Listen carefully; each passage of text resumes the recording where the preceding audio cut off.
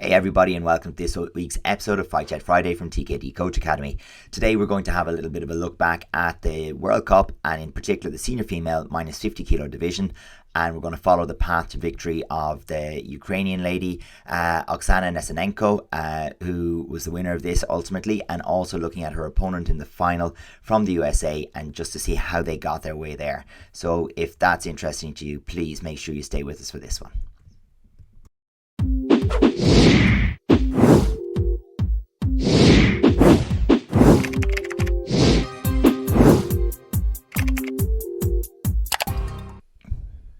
Hey everybody, welcome to episode 112 of Fight Chat Friday. So we're going to get stuck into the minus 50s from the recent ITF World Cup in Koper, Slovenia. So minus 50 was a division that we previously had in the female division, is that correct? Yeah, so that hasn't changed. We still have that same division. Yeah, so we shouldn't expect too many differences here going forward. It has been announced recently as well that the Euros coming up next year is actually going to revert back to the previous weight. So it's a little bit messy for a while. We're in a bit of a transition. So that's not ideal, I guess, particularly for us this weekend, Adrian. We have the national championships in the new weight divisions. Oh yeah, it's an absolute nightmare. That decision came out very late and I really can't understand it myself. But it does cause massive headaches in terms of, competitors moving up and down by a couple of kilograms or trying to decide on what their appropriate category should be for a Euros that's only 4 months in advance of a World Championship. So there's some real training, selection and competition headaches that have been created by that decision that I just think, really inexcusable. I don't think that decision needed to be made. Yeah, and some more news that has come out on the international scene as well is we now have another competition that is separated from the World Cups, European Cups, and the Championships. So this is a competition that is meant to happen in January time, and it's basically to set up a little bit of a transition between making that step between the championships and maybe even getting onto the national team and things like that. So, any ideas on that one? Yeah, for me, I think it's a great idea. I think a Kickstarter to the season. It kind of takes that form of like a warm weather training camp in the winter for a lot of the European nations. So this year it's in La Nucía in Spain, which is, where the Europeans was there in 2021. Is that right? Is it 2021? Yeah, that makes sense. It was the end of 2021. So again, what I love about it is for me, it'd almost be perfect without the tournament, believe it or not. I actually don't think it needs the tournament. I think the tournament is extra. To me, there's no prestige in winning a tournament pre-season. Whatever. In the same way as, if we've been sending competitors to Open Dutch or to whatever tournament takes place in January, it's not a prestige thing. It's just a case of getting the motor running, just getting a start on things and shaking off the cobwebs after a few months of, changing over between late season, post-season, off-season, so on. So this, I think the camp part of it, the training camp part of it will be fantastic. If the tournament isn't taken too seriously, if it's a bit of fun to get people going, that's great. You wouldn't want people training and preparing for a tournament and peaking in January. That would be, ridiculous and, of course, a terrible idea. But I think it's one of those things that I hope this works. I'd love this to be a fixture in the calendar. I'd love to be thinking that, January, heading off to Italy, Spain, wherever they decide to hold it, and doing a camp and seeing where the rest of the European competitors are at a high level. I think it'll take some interesting management, because if it's very popular and 200-300 people turn up, I think that's a problem. But I think, it's going to be interesting to see who goes. Exactly. Because is it going to be the top level guys? Is it going to be people who are looking to make that transition from, let's call them like fringe competitors who are just kind of thereabouts, to try and make it up into the podium places? And as well, I think it's interesting to see how it's going to affect the Open Dutch, because it's only, I think, is it like 2 weeks later? It is, and I mean, this is for me, I would much prefer to have my competitors attend a training camp in January than a tournament in January. And this is no surprise to anyone who knows me. We've been talking about this. It's too early in the season. There's nothing to test yet. So for me, mid-February, where we have our Munster Open, is kind of the perfect kickstart for the season for me, where I think a training camp with people at a high level, that has an awful lot to offer. Yeah, I'm really, really keen on that. Yeah, we'll keep a close eye on it, and I'm sure we'll do a bit of a chat and a review on it in the near future and in the new year. Excellent. So we'll kick off with a the eventual winner, Oksana Nesenenko from Ukraine, and this is the first round match against Chile. So I shouldn't say first round, but it's the first of the matches that we're going to look at, and up against Chile. I think this actually works out to be her quarterfinal. Right, so we see Oksana here in red. Yes. And for me, the first thing that stands out is a very ITF Chang-Un group type of style. Yeah. Less pronounced bounce, longer shots, the similar guard. So that's the first thing that pops out to me. And I think you mentioned as well, Adrian, off air, that this group actually comes from that ITF division. So, yeah. Yeah. That's correct as well, and you can see it. As the match goes on, you will see a couple of things kind of creeping in there, and particularly looking for that jumping shot or jumping back kick. That kind of comes into some of the matches later on, and we see it in terms of the engagement with hands, which we're not seeing the full rush that we'll occasionally see from the other competitors. That continues in a flurry of 3-4, the punches and bunches.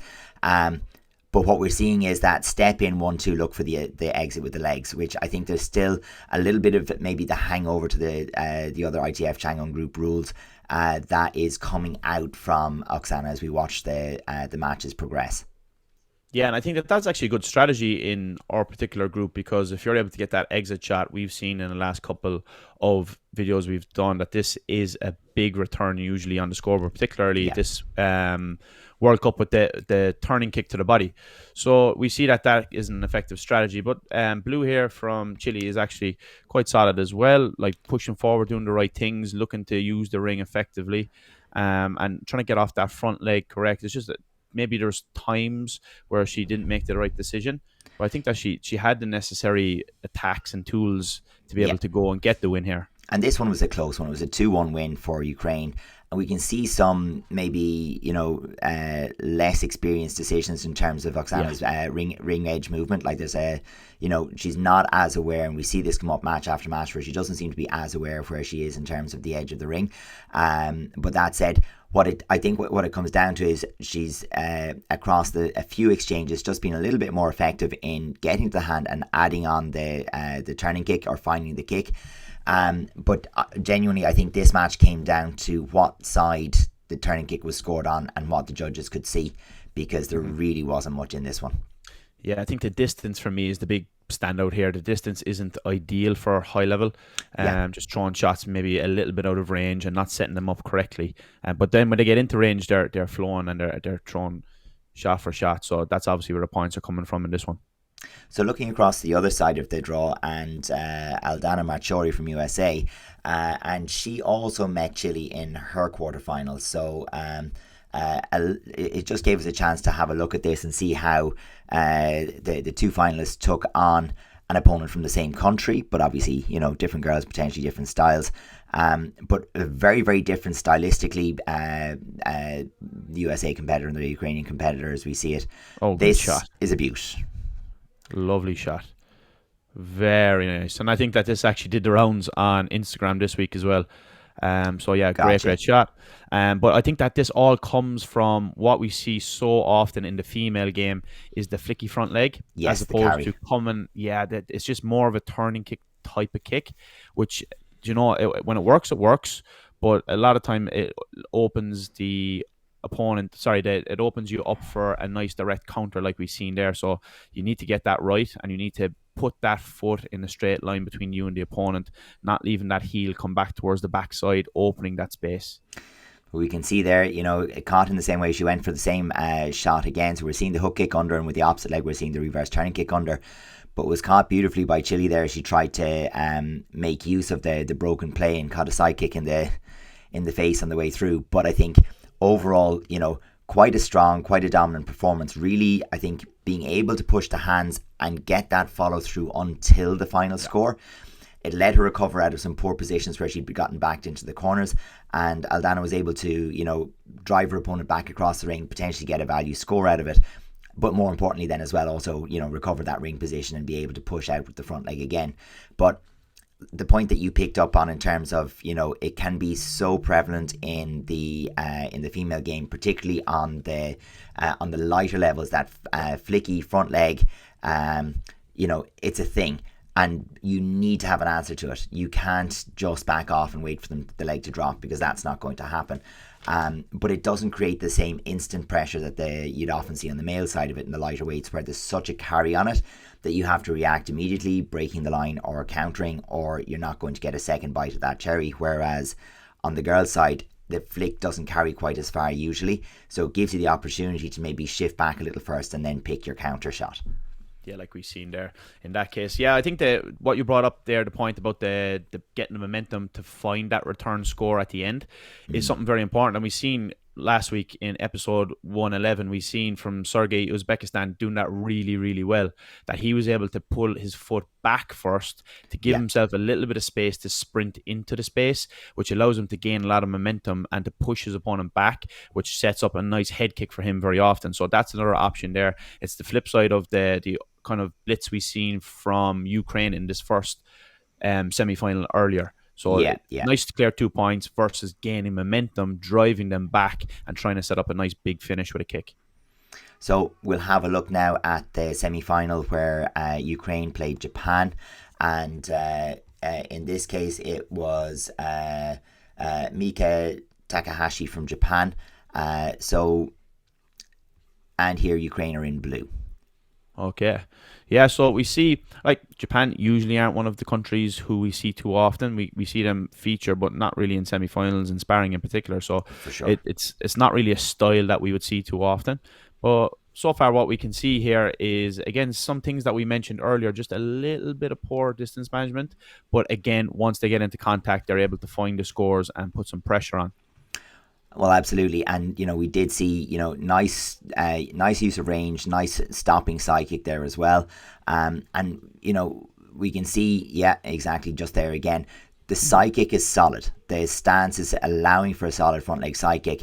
But the question is there range outside of that? And, we can see Ukraine doing a little bit of push-pull and test and found her way to hands to beat the side kick. Yeah, and like Japan here has good fundamentals. Again, like they're able to use that front leg side kick effectively. But the way that Ukraine just kind of like drifts out of range and able to kind of let them make their own mistake, I think is the downfall of the two opponents we've seen so far.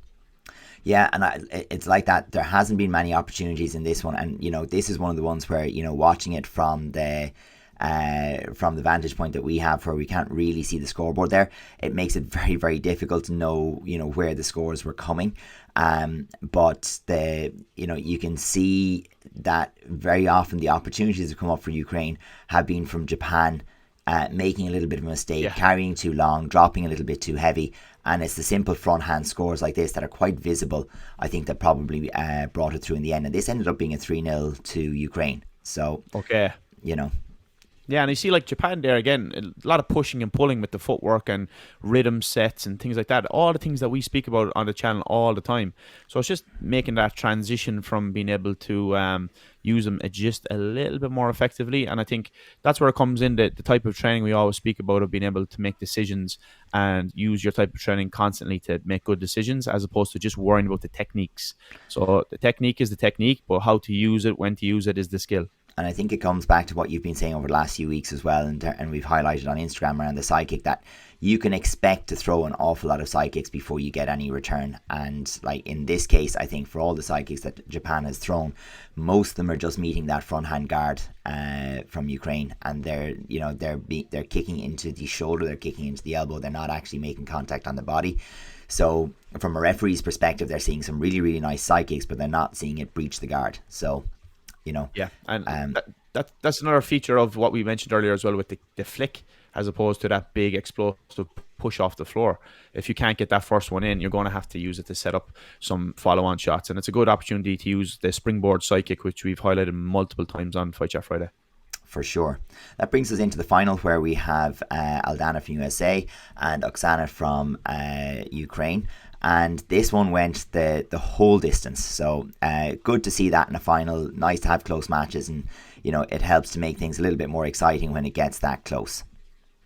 Yeah, and we see Oksana here carries her front hand extended but quite low. So there's a nice opportunity there for the opponent to trap that arm and double up on that front leg if possible. And I think USA has the kicking ability to do this, but we don't see it really come to fruition, let's say, because if you can trap that front arm against their body, there's now a big opening up on the top side if you can come around the blind side with the turning kick, if you can double up. Absolutely. And you can see that the USA in this case is very often looking to bring the back leg to the open side, and it sets up the hands very nicely, but you take the risk of getting that side kick on the way in, and there's a little bit of give and take on that one. And it does keep the match closer maybe than you might have expected to be. So these points are really telling, and we can see that the pressure forward, once the initial defense is breached, I think the hands are looking that little bit stronger from USA here. But I agree. Again, nice defensive side kick on the way back, but we can see that's where and actually once again really, really nice blitz, that the challenge is though, how many clean scores are we getting? And I think looking at both fighters across 2 rounds, the issue can be just in terms of how clear are your scores, and it ends up being I don't know what the score after the first round was, but it ends up being a draw in that case and going to extra time. Yeah. For me, Darren, in the first round, USA takes that win if they can manage the ring much better. So if they don't give out silly exits on the way out and don't kick on the way out, have a bit more space behind them, USA takes this win for me in the first round. Yeah, definitely.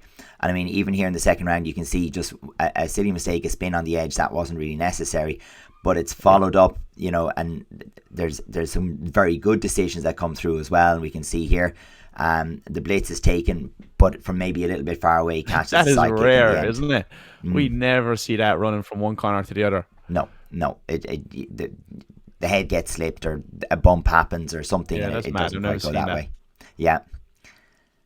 But it ends up being a very characteristic of the whole match, the golden point, where we have an attempt to get to hands, a good defensive side kick, and I think this was a story of like some clean, simple things done very, very well from Ukraine that carried her through from round to round to round, and I think just highlights the value of getting those first principles kind of really dialed in, because most of what has happened has been a solid side kick from a good stance without too much pre-preparation or movement, a little bit of tracking of the opponent, and then, mixing it up a little bit with every now and again looking to get into hands with a quick rush, 1-2, and a kick to follow.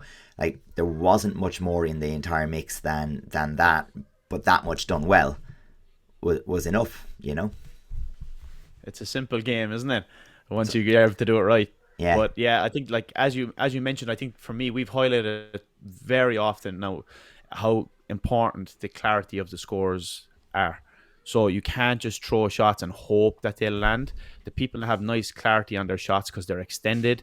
There is an engagement without a return, and many other ways that you can get a nice clear shot on a visible clear difference and a differentiator for the referees to say, okay, there's a clear point, bang. And I think that's been the story of the World Cup for me so far. Absolutely. So we'll leave that one there. This weekend we're at the Irish Cup in Ireland. It's I suppose it's my home tournament, so as one of the hosts of the tournament. But we have a very, very big weekend ahead of us with 1,091 competitors entered across all the divisions.